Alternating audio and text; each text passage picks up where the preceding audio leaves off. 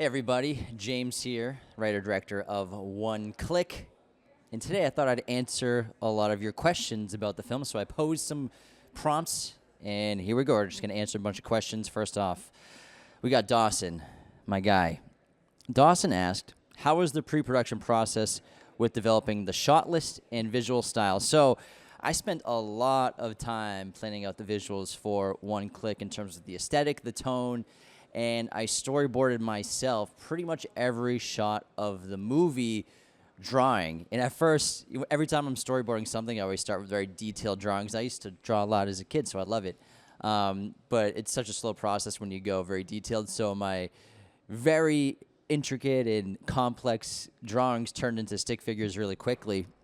But I pretty much basically drew out every shot of the movie, plus I compiled shots from other movies using this great website actually called Shot Deck, where you can kind of search their database of stills from movies with prompts. You know, you can write explosion or close-up, interior car, and it draws stills from movies, whether it's from Prisoners or Sicario or a Christopher Nolan movie, that are kind of basically just great reference points for kind of framing and composition of shots you'd ever want to do. So it's actually a great way to storyboard, I found, in conjunction with drawing out my own shots. So I would draw the shots out, and I could visualize the movie in my head very early, which I did months and months and months before. I was drawing the storyboards for this movie, which we shot in October. I was drawing in April and doing all the shot lists.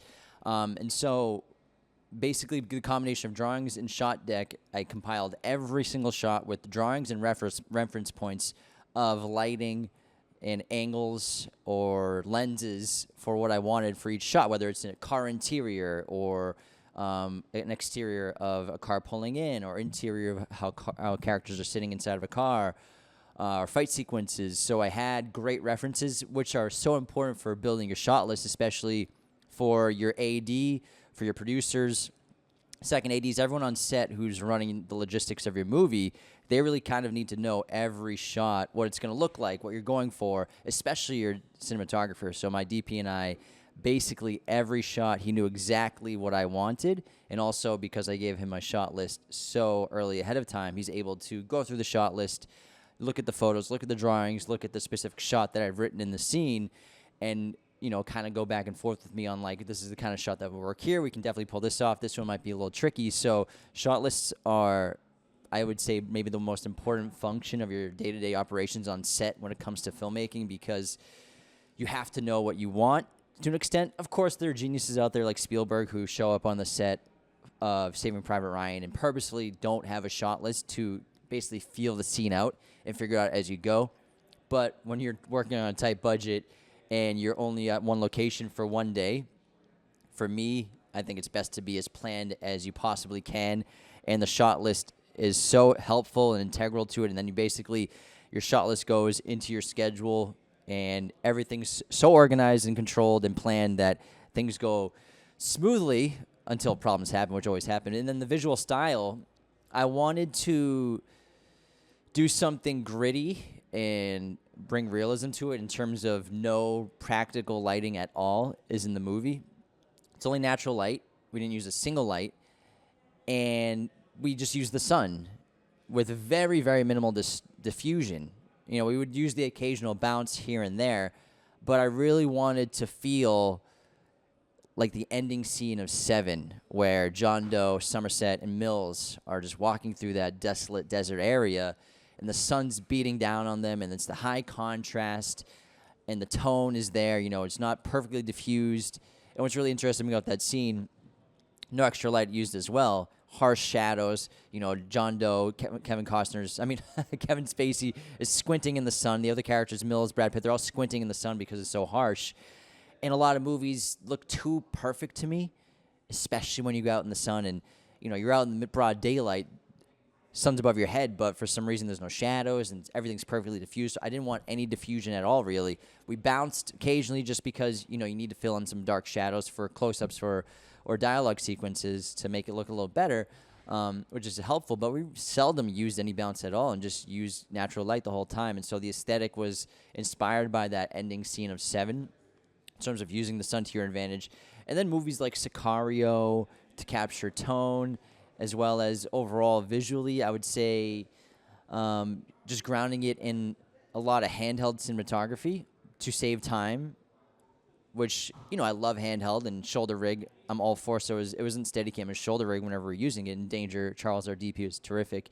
And then I love dolly tracks and dolly track push-ins. Camera dollies are just such a fun thing to use in a movie. So there are probably 4 dolly tracks in the movie, which I just wanted to use to add production value, to create airy tones in specific sequences. So we do dolly tracks, camera dollies for a push-in twice, as well as we have a track left and right with a character who's sprinting, which was a lot of fun. The only problem with it is we were limited with our resources and time to build a very long track. So we probably had maybe 30, 40 feet tops of track laid down to be able to play with, which limits you if you're doing specific camera angles, but it was still fun to use. And, learning logistically how to plan and coordinate with your team, your ACs, and gaffers to figure out when to start laying the dolly track down for the shot while you're doing these other things. It was actually really fun to learn that, but also challenging at an extent. But I would say, Dawson, those are the biggest influences for the visuals that I wanted for this film. And then budget, another great question from Evan. Budget on this movie, I wanted it to stay around $20K and to be able to self-fund it. And we did an Indiegogo campaign, which raised, I think, about $13,000 to $15,000, which was amazing. Some private investment there as well. But the budget for the film One Click was roughly around $35,000. We were a SAG production, which I think was really important to my producer Sarah and I, because we wanted to make sure that actors are compensated, stunt performers are compensated, crew are compensated for their time. You work on a lot of sets in indie films and indie productions, low budget movies where you're not getting paid at all. And you're just doing favors, which is totally fine. I've been on movies where I've just done nothing but favors, and I'm working for free, busting my ass 12, 13, 15 hours a day, sometimes longer. But it's for the love of the game, you know what I mean? And you're trying to build your network, build your connections. And Sarah and I have done that plenty of times, but for One Click, we wanted to make sure we compensated as many people as possible. People are giving us their time, so we wanted to make sure for the majority of them, they're getting day rates, especially for the actors, stunt performers, crew, stunt coordinators. They're getting SAG minimums for our budget. So when you're under $50,000, you qualify for not micro budget, but what's it called? Low. It's like a low budget system, under $50K. So you pay not the SAG normal minimum for a feature, but a different SAG minimum for those performers, which I think they all deserve. And so we wanted to make sure that our actors and everyone was getting compensated, which adds so much to the budget. But overall, about $35,000. It's not cheap to blow up a car, I can tell you that. Tatiana, when's the sequel? We'd love to make a feature of One Click. That's our goal. Our short film is very much a proof of concept, even though it is a very, closed-ended story in terms of beginning, middle, and end. It's still very ambiguous in terms of what is actually going on. We purposely left a lot of ambiguity on the table and refused, I think, to be a very expository film. And I didn't want a ton of dialogue explaining everything. I wanted people to sort of figure it out for themselves, to figure out what the game is to them and what's going on here. There are clues and hints everywhere, but it's up for you to determine. But the feature would explain so much more of what's going on. And I would love to do a feature for One Click and then make 2 clicks and 3 clicks and 4 clicks. It'd be an amazing franchisable kind of story, which I think we could definitely do. Kyriakos, what was your favorite part of the experience? That's a tough question because, I loved so much about it. And, filmmaking's so interesting because most people who are observers to what a movie is, they're really just watching the movie, the finished product, or, they're seeing some BTS stuff and they're seeing what it's like to be on set. And being on set's the best. I wish I could spend every single day of my life on a set, but at the end of the day, the majority of the work you're doing is in pre-production and then in post. And sometimes you're only filming for less than a week like we were. And so, my favorite part, I think my favorite part was the wrap day. After we wrapped our explosion, and then that was the final shot of the movie. And just the feeling of the cast and crew, everyone's so excited and popping champagne. And, we had a couple of crazy days in the desert, 5 crazy days in the desert with so many fun moments and so many crazy problems to solve. And I think that, you can finally sort of relax from my perspective of, we wrapped, but did we get everything we needed to get? That's on the back of your mind. So I loved being on set with the cast and crew, and then just seeing the relationships that were formed, and the joy people had, and once you wrap and everyone's celebrating, everyone had such a great time. We can kind of like really get together and bond. I think that, for me, the favorite part was getting so many great people together to work together on a movie, and it was such a blast, pun intended. And also, I love the work leading up to it. There's so many stressful things to figure out when it comes to making even a short film, but we had a very big short film, $35,000 budget, car stunts, car explosion, dirt bike stunts. There's a lot of moving pieces, and I had to build a little city out in the desert. So there's so many battles to fight, and I love solving problems, which is I think why I'm suited, I think, to be a director and producer. Problem solving, I think, is something I'm good at, especially when I have a good team around me. And it's something that I like to do and enjoy doing. I enjoy figuring out how the hell do we blow up a car in the middle of the desert, and then changing and trying to solve that problem. So I think problem solving is always fun. And then the joy of capturing things that you've been envisioning, as the writer-director, you have the story in your head, hopefully you do, and visuals in your head, and then to be able to get that on camera, it's always going to look a little different than what was going on in your mind, but to still get close enough, or to sometimes even do something better than what you imagined, I think that for me is the most joy. And so capturing the explosion and then capturing the giant dust cloud we made practically, I think those are the biggest moments for me that I think for me was my favorite parts. Now, we got a couple more questions. How long did it take to write? This one was pretty interesting because I wrote the first script. I started writing in 2023. And I came up with the idea, which is another question that I'll answer here as well. Back when we were shooting another movie, my brother and I, in Palmdale, we were in the middle of the desert, and we actually shot at this desert for One Click. And I was just staring out into the emptiness and the vastness of this desolate landscape, which is very beautiful. Joshua trees, bushes, cacti, beautiful, beautiful landscape, mountains in the distance, and it's stunning. And I came up with the idea then sort of someone getting hunted out there, and that's basically the plot of the film. It's the most dangerous game in a lot of ways, which is one of my favorite stories, and so that was an inspiration for it, but bringing in a sort of Squid Game, secret society element as well that's controlling this game of people being hunted. And that was kind of like the first inklings of the idea of, like, it'd be crazy to shoot a movie out here or a story where someone's getting hunted by a sniper. A sniper could hide in these high hills in the desert, hide in these shrubs and these bushes inside these Joshua trees, and really, I think it would be a cool short to make an action thriller with that as the base of the plot. And so basically that was the inception of the idea back in 2023. And then the script had different iterations going into 2024, and I didn't know if I'd make it in 2024. I wanted to. And I had a script made by the end of 2023. Then I went off to England to assistant direct a Viking movie, a feature film.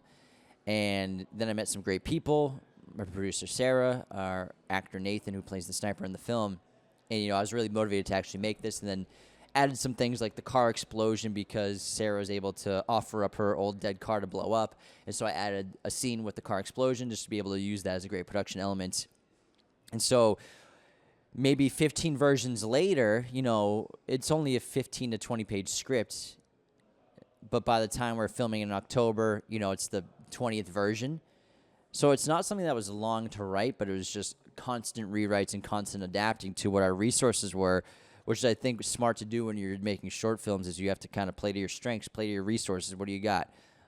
What's your budget? What kinds of things can you do depending on the kind of movie you're making? And with us wanting to do action spectacle things, we didn't have a ton of budget, we didn't have a ton of resources, but we were able to do some cool stuff. And so I wrote basically what I could to kind of complement what we could do on camera. I'm just running through some more questions.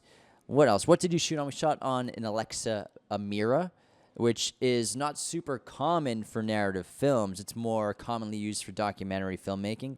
Our DP Danger Charles owns that camera, so we just used his camera and rented it out every day of shooting. He has a 60mm camera, which I'd love to shoot on as well, but it's just expensive to shoot on film. Let's see. Did you cook? Oh, we cooked, Jack. We absolutely cooked. Oh, this is a great question from Munzie. Did you have any problems getting insurance for your stunt action scenes? So insurance is something that a lot of people forget to consider when they're creating their budget or even just planning their movie.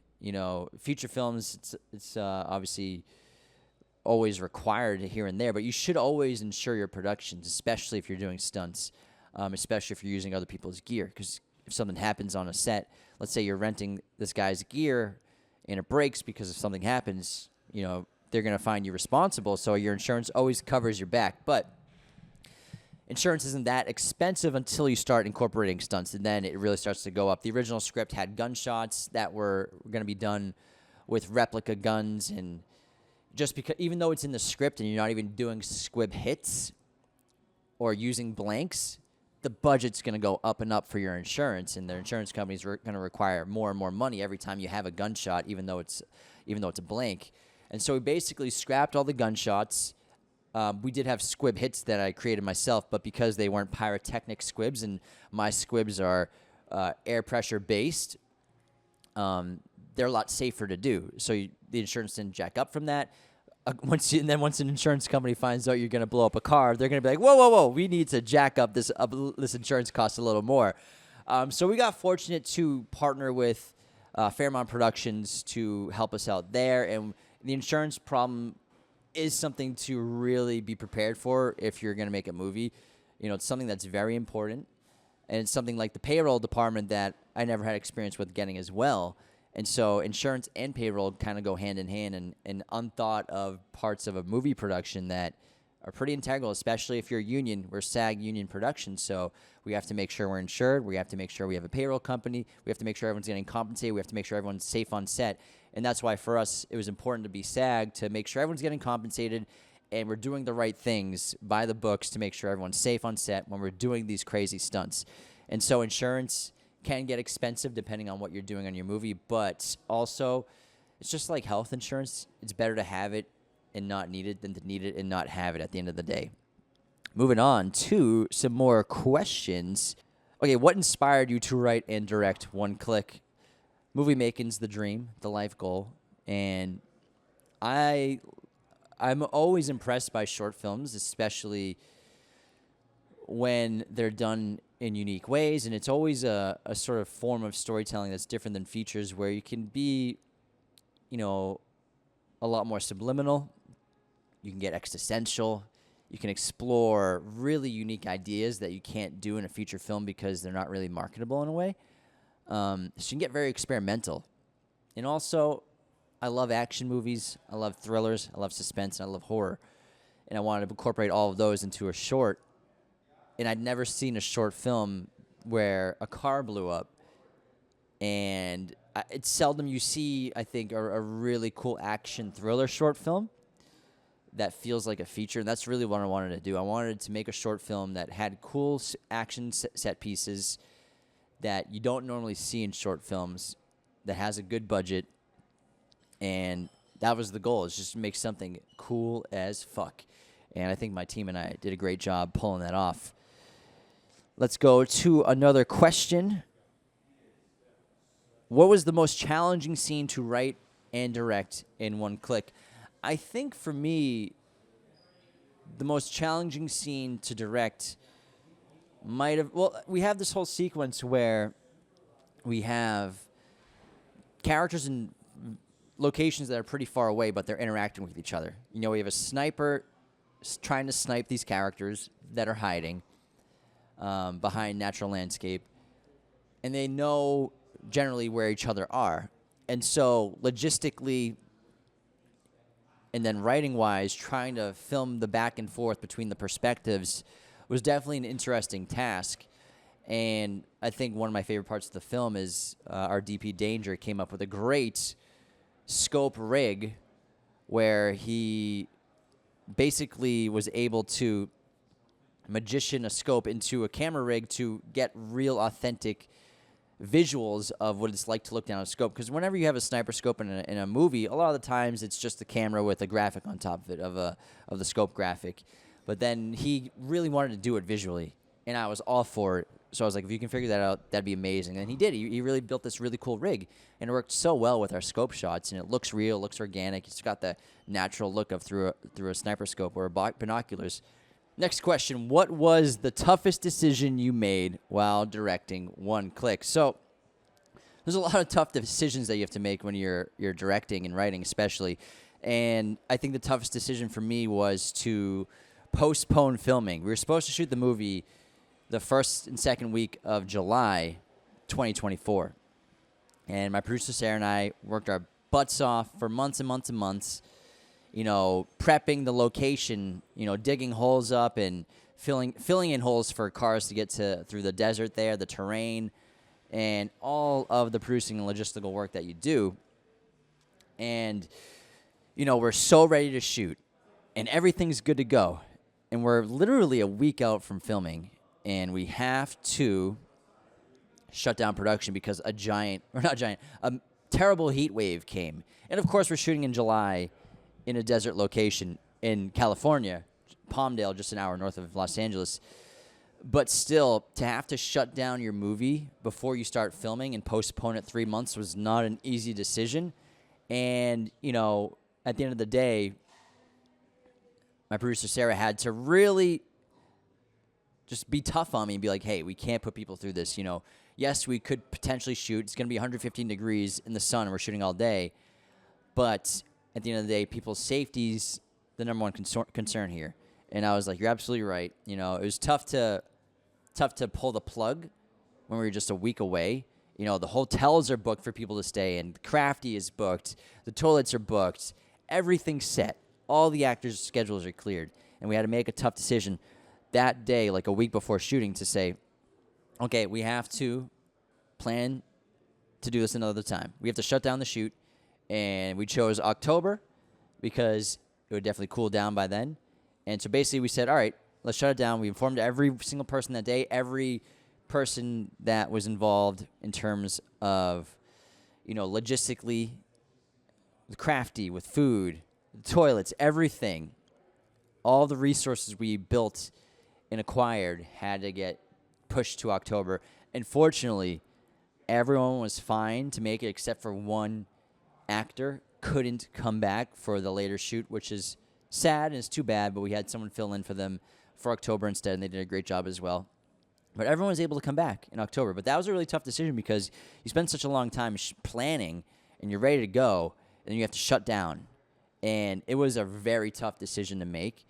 At the end of the day, though, it was the right call because we ensured that everyone would be safe on set with much cooler weather, as well as it gave us more time to plan. There's nothing wrong with planning, over-planning for a movie, because that helps you solve problems faster and helps you pivot and make decisions on the fly faster. So I would definitely say that having to push the shoot to October was the toughest decision to make as a director. And then after that, because I said it's planned so well and we did such an intense job scheduling, that there weren't very many tough decisions after that. There are decisions where you have to change things up and change the way you're going to shoot a scene or change the way you planned on blocking a scene. But at the end of the day, when it came from a filmmaking standpoint, we didn't have any drastic problems that forced me to make a tough decision besides that. So very fortunate in that regard. We did have problems on set and issues that occurred that happen every day on movie sets and film sets that you have to just quickly problem solve. But nothing as drastic or as tough of a decision as having to push the shoot a whole 3 months ahead after planning it for several months. So yeah. Next question. How did you balance writing and directing duties for One Click? That's a great question. So I think when it comes to writing and directing, when you're doing it at the same time on the same script in the same movie, your vision has to be very clear. A lot of times if you're writing a spec script for somebody, you're just writing a script that maybe gets sold or someone else is going to direct. It's up for them to interpret the script, and vice versa. If you're the director of a script that you didn't write, it's your job to interpret the script. Of course, the writer can be involved, but usually they're not really too involved in the process after that. It depends on the studio, depends on the director. But it is good to have the writer in there consulting to understand character moments if you need help. But at the end of the day, they're different departments, and you kind of have to stay in your lane. You don't want to be a writer on set of a director's movie that even though you wrote it, you can't be screaming, hey, that's not what I wrote. You should do it this way. You have to understand the structure and hierarchy of a film set and departments. Like, you wouldn't go to the makeup department and tell them how to do makeup. You wouldn't go to the costumer department and tell them how to sew clothes. So, but as the writer and director, you get to do both. You're in charge, your vision. And I had this sort of weird structure in my head of, write it as a writer-director, but then while I'm directing it, I have to make the tough decisions that a director normally would make that maybe if I'm in love with a certain part of the script, because I wrote it, I don't want to be handcuffed to that idea. And so I think that was an important part of writer-director, to unlatch myself from things that I love from the script that had to get changed on the day of shooting, or the change to fit the schedule, or change to fit something logistically. Because you kind of sometimes have to kill your darlings when it comes to maybe character beats or character moments, something that you loved in the script. Even when it came to editing, when I edited the movie as well, I love maybe specific moments that have to get cut for runtime or just to make the movie flow better. So you have to make tough decisions. And when you're involved in the writing, directing, and editing, and you're all three, that was a really interesting process. It gives you complete control, which, I enjoyed having because it was my script to have control of it. I think every writer, if they're trying to be a director as well, it's tough to relinquish that control of a script, especially a script that you love. Like, I would not want anyone else to direct this screenplay besides me. But I'm happy to write scripts for other people, and I'm happy to direct scripts that other people write. I don't want to handcuff myself to just being a writer-director. I think it's very hard to do.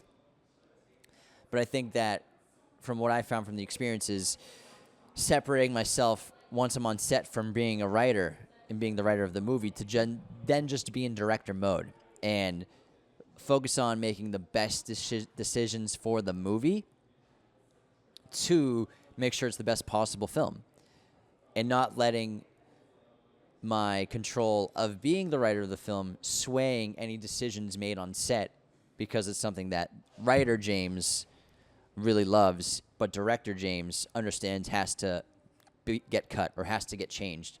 And basically, that mode started for me once the final script was done, and we're like a couple of weeks away from shooting, and the shot list is done, and I'm really just getting into a director headspace.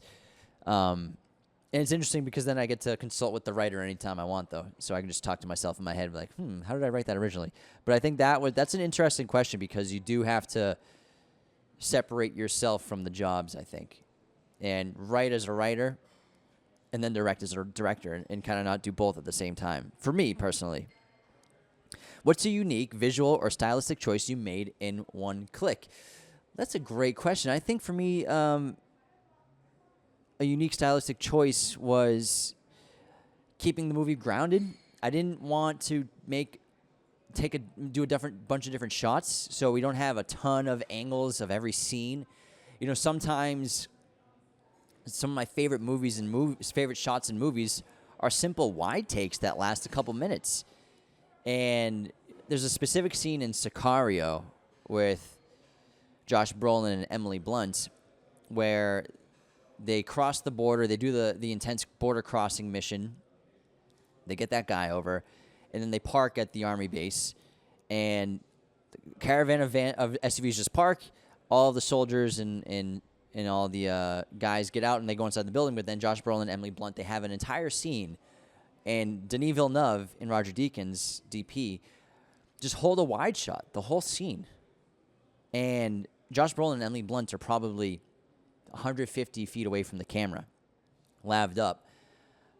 And it's windy, and it doesn't sound amazing because you're out in the wind in the middle of nowhere. And they don't cut to a medium. They don't cut to a close-up. They don't do the prototypical blueprint. Oh, you're doing a dialogue scene. All right, let's get a wide, establishing. Let's go to a medium. Let's do a matching close-up. Go back to the medium. Go back to the medium. Go back to the wide. That's fine. And I do that in one click here and there. And it's bread and butter of efficient filmmaking, of course. But there's something about these lingering wide shots that I love to see. And it harkens back to a lot of classic films, 50s, 30s, 40s, 50s, even before then, lots of just wide shots of sets where actors are just doing their thing, almost very theatrically. And that shot in Sicario has always stuck with me. And we have a shot in One Click that was inspired by that shot, of that wide shot of Emily Blunt and Josh Brolin just chatting 150 feet away from camera in the wind for a whole minute. And our shot that was inspired by it is a Jeep pulling into a cliff edge. Our characters get out of the Jeep. They have a dialogue scene. They look out over the overlook, and then they go on with the story. And so the shot, it's just a slow dolly push-in on a track, slowly pushing in. It's probably a 45-second long scene, and it's just that wide. And you don't have any close-ups, you don't have any mediums, but I stylistically chose that on purpose because I miss movies that aren't afraid to just not do the norm and just, this is sometimes life. Sometimes you're just watching people from a distance and you're wondering, oh, what's that conversation they're having? Who are these people? What are they doing? What are they like? And there's something about it. It's sort of a voyeuristic perspective, which obviously I wanted to maintain throughout the course of the film with our binocular shots and scope shots, people being watched. So that's kind of the tone and mood I wanted to elicit from it, seeing something that you're not supposed to see. And that scene, I think, just always stuck with me. So that was a visual choice that, maybe not everyone agrees with. And people might be scratching their head, why doesn't he cut in closer? And we did shoot mediums and we did shoot close-ups for coverage, but I ended up not using them in the edit because I didn't want them. I never really wanted them to begin with, but we had the time, so we just did it just in case. And I just like that wide shot a lot. And I like the composition of it, and it's something that I envision. Also, it's a reference to Mad Max with the car on the left side of frame and the character on the right. So that's definitely a very specific visual and stylistic choice I made. And then we have a fight scene towards the end of the film that is exactly a reference to the final fight in The Last of Us Part 2. And between Ellie and Abby. And basically, I wanted to beat for beat kind of reference a specific part of that fight. Not the whole fight, but a chunk of it. And we actually pulled it off. And so I was really proud of that. And that's something that I always wanted to pull because I always thought that scene was very visceral and raw and really intense. It's simple, too, in its choreography. And I wanted a simple fight scene, choreography-wise, to expedite the process and make it as efficient as possible. And so those are two, I think, very specific stylistic choices I made that I was happy to talk about. Now, next question. How does One Click reflect your personal voice as a filmmaker? That's interesting. I've found with short films that, or I think I resonate with short films where spectacle is the base versus character moments and character dialogue. And so I really stripped the script of so much dialogue. The original version of the script, it was up at like 22, 23, 24 pages. Lots more dialogue, lots more character beats, character moments. But I kept shaving it down because, I've seen plenty of short films where dialogue runs too long and you only have a short amount of time. And especially with an action film or a thriller film and you're doing some crazy stuff or a horror movie, you kind of, I think, got to get to that stuff quickly and make that the base of your movie. And that's basically what I did with this film, was stripping down as much dialogue as possible to just keep the bare bones. And so when it comes to my voice as a filmmaker, I think it speaks more to the spectacle and action set pieces of the things that I want to do. Special effects, practical car explosions, practical squib hits, dust clouds, doing that practically. I believe so much in practical filmmaking, and I think that visual effects and CGI is absolutely amazing, and when it's done right, it complements practical filmmaking so well. There are things you cannot possibly do practically, but I always believe that if you can figure it out, it's best to do it. And I was really inspired by, obviously, my favorite filmmakers like Nolan and Spielberg, who do so much practically, but of course they have CGI in their movies here and there. But I remember watching Fabelman's, the basically autobiography of Steven Spielberg that he made a few years ago, and I loved that film. And one of my favorite parts of the movie was, as a young little filmmaker shooting movies with his friends, trying to figure out how to make bullet holes or make bullet flashes with gun flashes. And because he has a scene where, his friends are the actors and they're just shooting plastic guns in the desert, and he's playing the reel back when he's editing. He's like, it doesn't look real. It doesn't feel like someone's shooting a gun, because he doesn't have blanks, just plastic guns. And then he came up with a brilliant idea of poking holes where the muzzle flashes of the guns are. So when that frame of celluloid goes through the light goes through it, a flash happens to make it feel like someone's shooting a gun. And stuff like that. And then as well as in that movie, the kids are, to simulate squib hits on the ground, they're running on the ground in the dirt, in the desert, running on planks of wood, and the planks of wood shoot up dust clouds and shoot up squib hits and shoot up dust in the air to make it seem like someone's shooting the ground. So, I was really inspired just by that sequence in Fablemans to, if teenage baby Spielberg can figure things out, why can't I and my team, why can't we figure things out how to do practically on a bigger scale? We built all of our own squibs. Our devices were homemade. A lot of trips to Home Depot.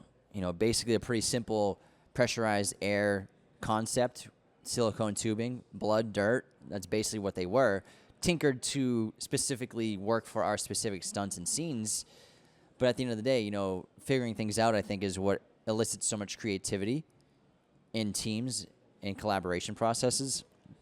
And so that for me was I think, a personal voice for me was figuring out how to do things on our own, practically.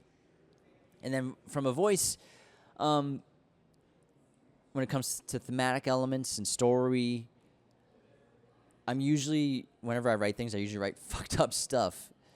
I can't help but write thriller and horror, and those genres just are what come out of me when I write. And I love horror, and I love those genres so much. And I feel like the voice that I'm expressing in One Click is a voice of simplicity in storytelling that also blends great ambiguity. I didn't want to spoon feed the audience exposition and dialogue and tell them everything that's happening or what's going on, but all the hints and clues are there to have the audience figure things out for themselves. I don't want to be a filmmaker or a writer that tells everyone everything that's going on. It's so lazy, in my opinion, and boring. And I love movies that don't always tell you everything up front. A David Lynch movie, you watch a David Lynch movie, you're like, what the fuck did I just watch? And not that One Click's like that, but there's ambiguity to One Click to let you interpret for yourself.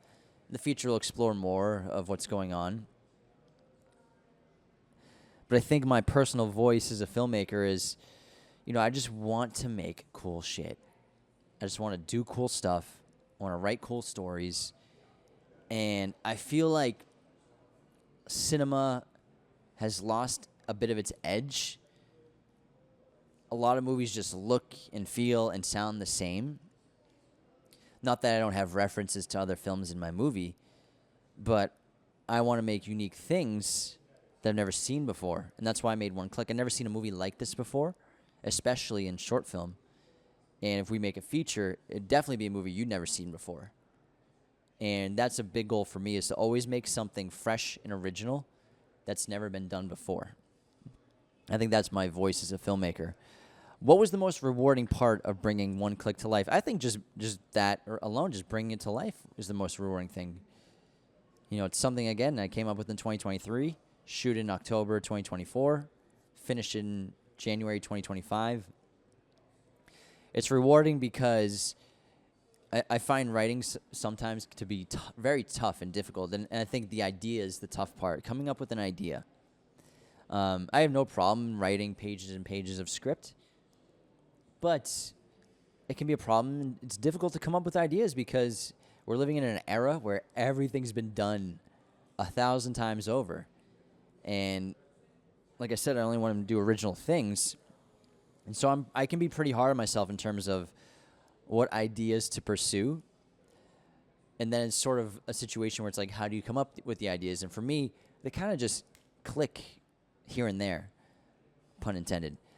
They just sort of happen. And so I think from having an idea just the inkling and inception of a small idea, and then growing it into this big project with dozens and dozens of people coming together and working on it together and seeing the vision and having a blast and working their butts off. The whole process is rewarding. It's hard to just pick one thing as the most rewarding part of bringing One Click to life. But I think the explosion was just a lot of fun, and then the dust cloud was a lot of fun. So the stunts are always a blast to do. But I think just overall the entire experience is just absolutely worth it. Here's a great question. Did you face any unexpected obstacles while making One Click? I think with filmmaking, all you do is face unexpected obstacles. You know, shooting out in the desert, you know, you have wind, you have natural elements, heat, sun. Those are tough to overcome. Unexpected obstacles. We're on private land, but people are driving by in their dirt bikes, driving by in their four-wheelers, messing up your set sometimes or messing up your shots, dealing with that. Issues causing people to be late to set that are out of their control.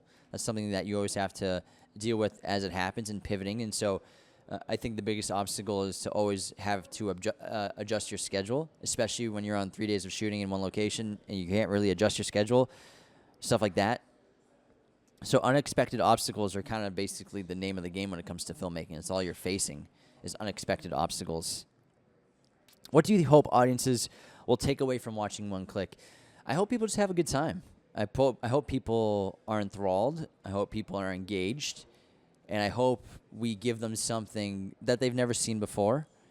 I hope they have fun at the end of the day. You know, I want people to just be on a consistent energy building story. And I want them to come away from the film being like, that was badass. That kicked ass. You know, that's the exact reaction I want. I had fun with that. It was a roller coaster. It was a fun ride. It was adrenaline fueled. You know, I just want them to be on a great upwards arc of momentum with a very solid ending that really closes the story off well.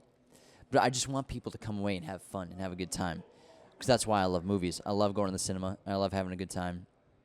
And I love fun movies like this. If you could describe One Click in 3 words, what would they be? Explosions, stunts, and action. All right, let's wrap that up right here. Thanks for all the questions you all sent in. Hopefully you all enjoy watching One Click when it comes out November 16th, 2025. It's going to drop on YouTube on 16th, which is a Sunday, 6 p.m. Pacific time. We'll be watching live. Hopefully you will be too. And they'll be public forever. Go to oneclickfilm.com to check out more details. Find us on Instagram, One Click Film. That's click with a K, everybody.